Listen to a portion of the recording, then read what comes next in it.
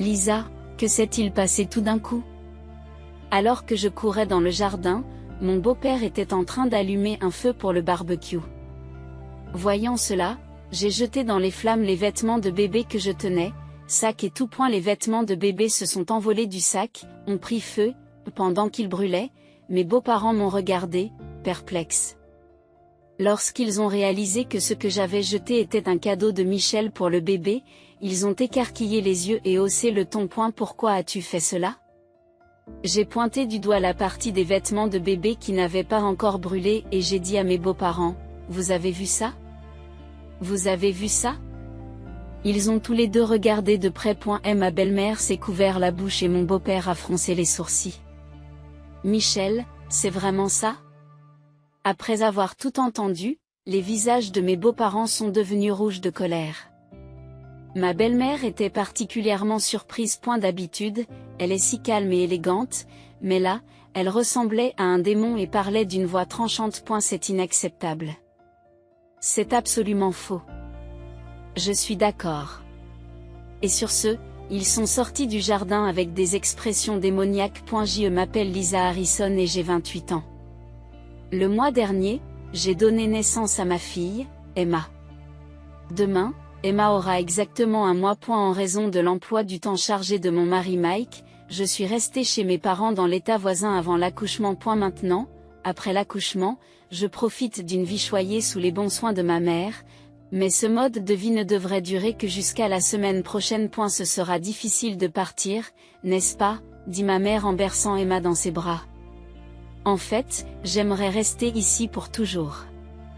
Je ne saurais exprimer assez de gratitude pour toute l'aide que ma mère m'a apportée au cours de ce mois. Elle a servi de délicieux repas 3 fois par jour, et bien sûr, s'est occupée de toutes les tâches ménagères, comme la lessive.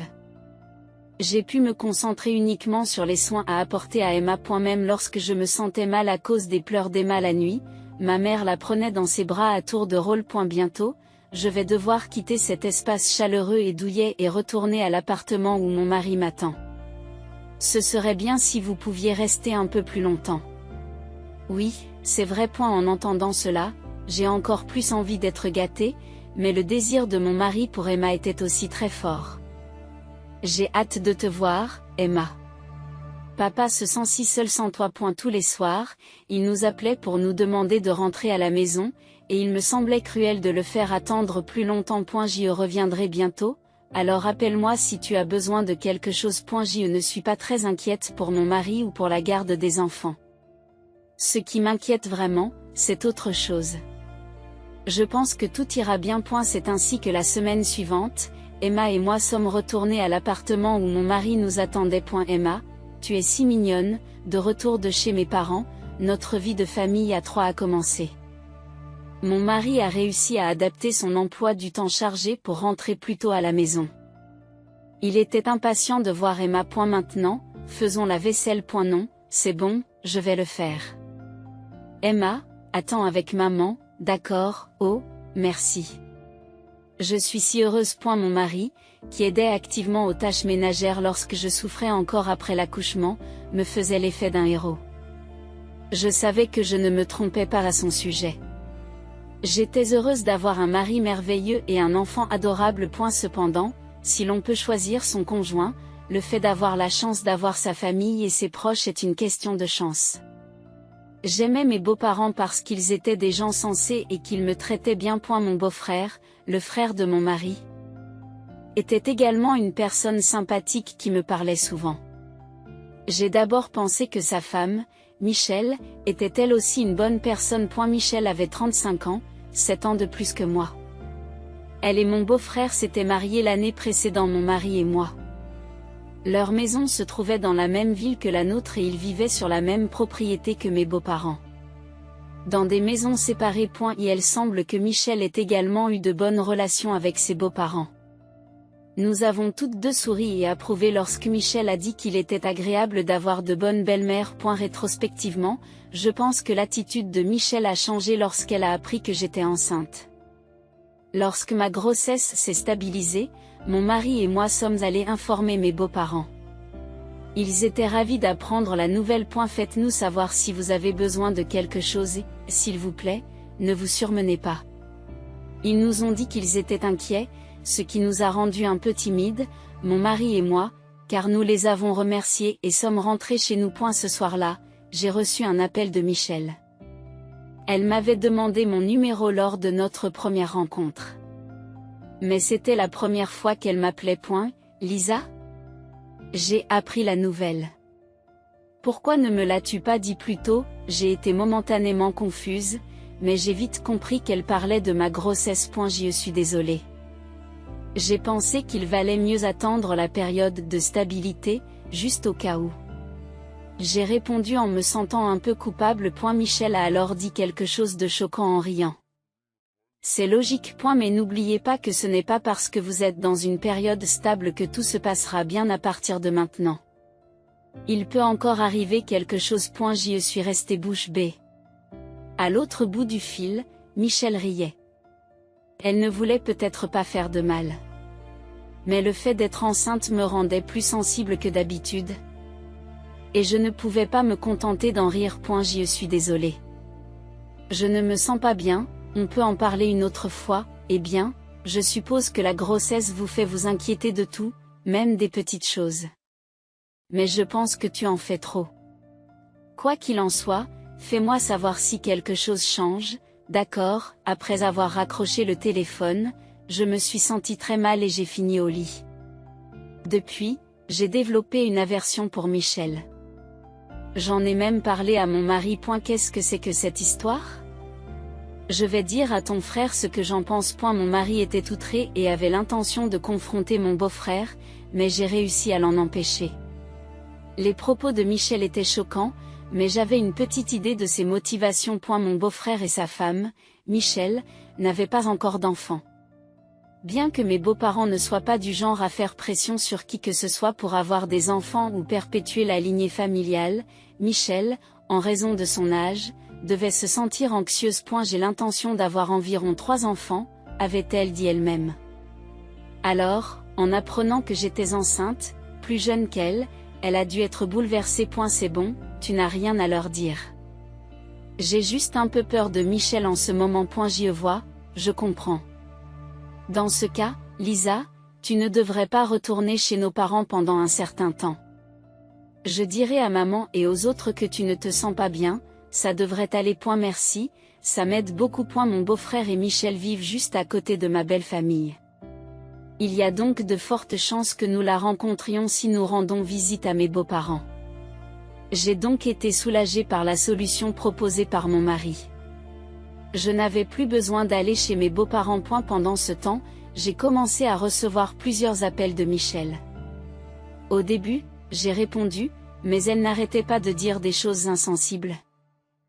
Alors j'ai décidé de ne pas décrocher quand j'étais seule. Je ne répondais au téléphone que lorsque mon mari était avec moi, et si elle disait quelque chose de désagréable, j'inventais rapidement une excuse et je raccrochais. Lisa est un peu distante ces derniers temps, n'est-ce pas? Elle ne vient pas et elle raccroche très vite, disait Michel à mon mari lorsqu'il se rendait seul chez mes beaux-parents. Bien sûr, il n'a pas pu dire, c'est parce que tes paroles l'ont blessé. Il s'est donc contenté d'en rire. Elle semble ne pas se sentir bien. Elle dort beaucoup ces derniers temps. C'était un mensonge, mais c'était nécessaire, et Michel a semblé satisfaite de sa réponse. Je me demande si le bébé va naître en toute sécurité.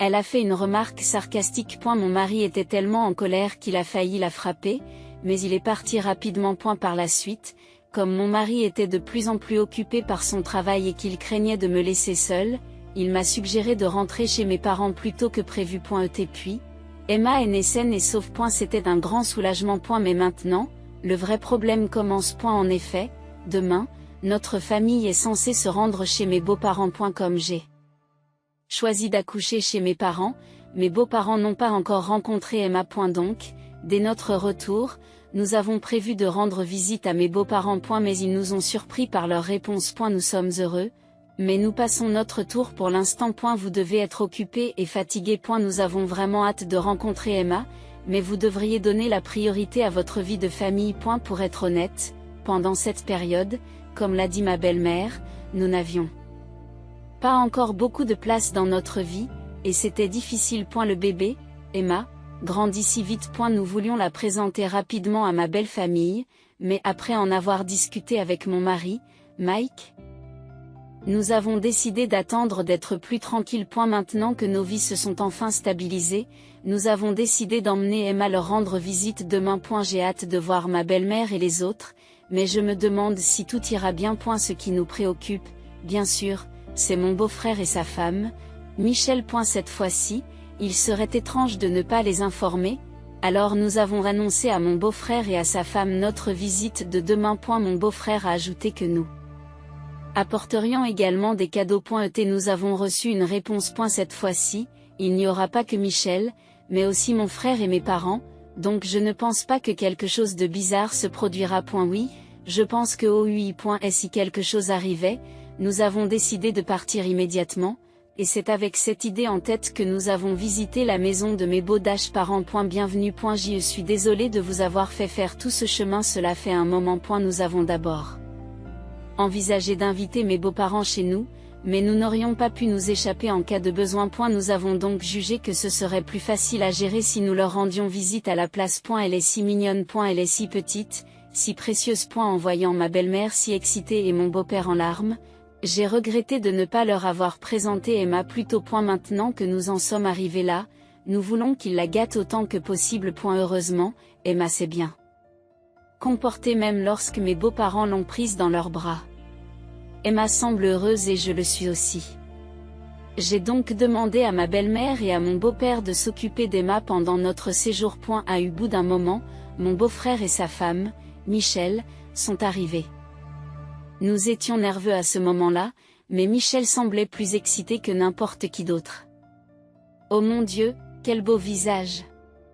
Je peux la prendre dans mes bras, bien qu'angoissée.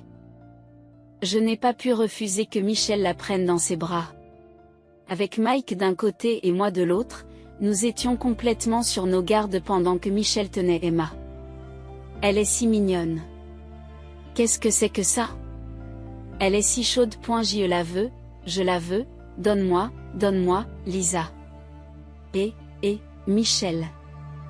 Désolé, c'est juste sa blague habituelle. Mon beau-frère a ri, mais Mike n'a pas supporté la situation et a repris Emma en quelques secondes, en disant qu'il était temps de changer la couche, et il est allé dans une autre pièce avec Emma. Est-il en train d'être un père moderne? C'est probablement juste pour le moment, mais c'est incroyable, Mike. Il se débrouille très bien. Il participe aux tâches ménagères et à la garde des enfants plus que moi, alors ça m'aide beaucoup. Ah, je ne m'attendais pas à t'entendre te vanter de lui. Attention, c'est gênant d'être amoureux à ton âge. Tout en riant et en faisant un commentaire acerbe, Michel m'a tendu un sac en papier. C'est un cadeau de naissance. Il est tard parce que tu n'as pas voulu qu'on la voie. Oh, merci. Dans le grand sac en papier, il y avait un sac emballé. S'il vous plaît, ouvrez-le quand vous rentrerez à l'appartement. C'est un peu gênant. Oui, merci. Après nous avoir offert le cadeau de naissance, mon beau-frère et sa femme, Michel, sont rapidement retournés dans leur maison voisine. Je me demande ce que mon frère et sa femme nous ont